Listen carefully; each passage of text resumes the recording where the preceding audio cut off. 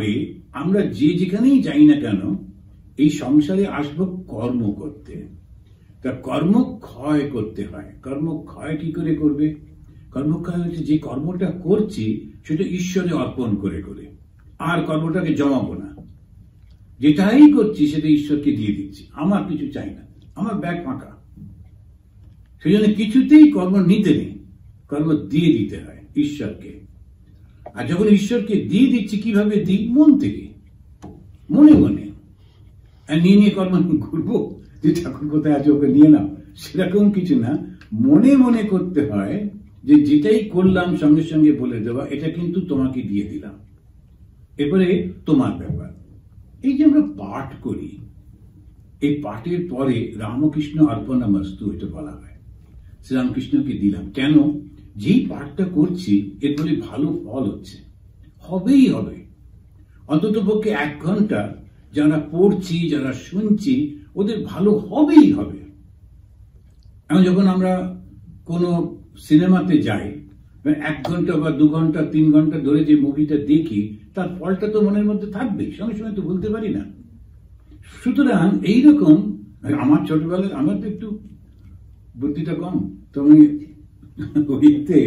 ওই ছোটবেলায় আমাদের ছিল ওই টেক্সাসের সব বইগুলো আসতো কলকাতায়, দেখতে যেতাম। সানডেতে একটা সিনেমা, টেক্সাসের ওই বইগুলোকে, ওয়েস্টার্ন মুভিজ, ওইগুলো দেখতে যেতাম। তো লাফিয়ে ঘোড়ার উপর উঠছে এরকম দেখে দারুণ ভালো লাগতো, একদম বয়সে করে। একবার আমরা ওইটা রবি দেখলাম, আমাদের বাড়ির কাছে একটা গরু বলে ছোট। আমি তখন খুবই ছোট যদিও, আর প্রচন্ড ওই টেক্সাস ছবি দেখে একদম ইন্সপায়ার্ড। তো এরকম কোমরে একটা বেল্ট বেঁধে ঘুরতাম ওদের মতো।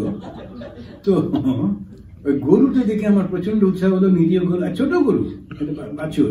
ভাবলাম একটা লাফ দিয়ে উঠে দেখি, কিন্তু বাছুরটা এমন, যেই ওর পিঠে হাত দিচ্ছে দৌড়ে চলে গেছে, আর আমি ততক্ষণে লাফ দিয়ে দিয়েছি না, দুম করে পড়েছি নিচে। পড়ে বুঝলাম না, ওই বাস্তব আর ওটার সঙ্গে কল্পনা করলে হবে না, তো ওগুলো সব মেশাতে গেলে গোলমাল আছে। কারণ এই ধরনের সমস্ত নানান রকম জীবনে নানান রকম অভিজ্ঞতা করে করে শিখতে থাকি। আমরা যেটা দেখি সেটা সত্যি সত্যি এরকম ভাবে করা যায় না। এখানে উনি বলছেন যে সংসার হচ্ছে কর্মভূমি, কর্ম করতে আসতে হবে। আর যে কর্মটাই করছে ওটাই কিন্তু কর্ম। কেউ এমনি অফিসে বসে বসে কাজ করছে, ওটাই তার কর্ম। কেউ সংসারে রান্না বান্না করছে, সংসারটা দেখাশোনা, ওটাই তার কর্ম। কেউ সুন্দর করে কিছু শাস্ত্র পাঠ করছে, শাস্ত্র ব্যাখ্যা করছে, ওটাই তার কর্ম। বিভিন্ন রকমের কর্ম আমরা কিন্তু করেই চলেছি। আর সেই কর্মটা করবার পর মনে মনে ঈশ্বরকে দিয়ে দিতে হয়।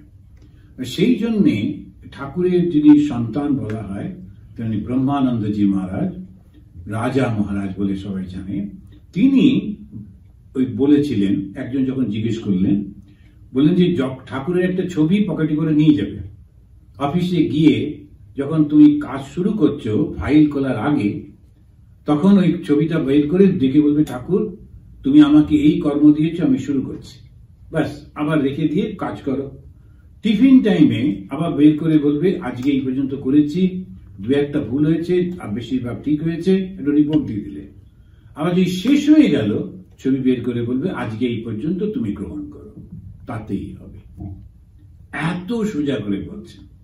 তো কর্মটা যে আমরা ঈশ্বরকে অর্পণ করবো, তো কর্মভূমিতে এসে কর্ম যেটা করছি, সেই কর্মটা যদি নিজে না নিই, তাহলে কি হবে?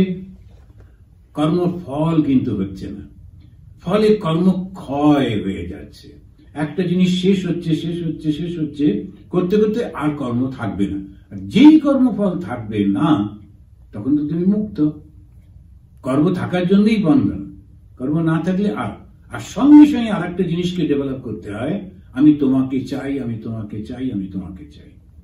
ঈশ্বরকে সব সময়, যেমন মাকে পাবার জন্য ছোট বাচ্চা কাঁদতে থাকে, সমানে কাঁদতে থাকে, সেই রকম ভাবে যত আমি তোমাকে চাই, তোমাকে চাই বলতে থাকলে ধীরে ধীরে একটা নেগেটিভ হচ্ছে আর একটা পজিটিভ হয়ে যাচ্ছে।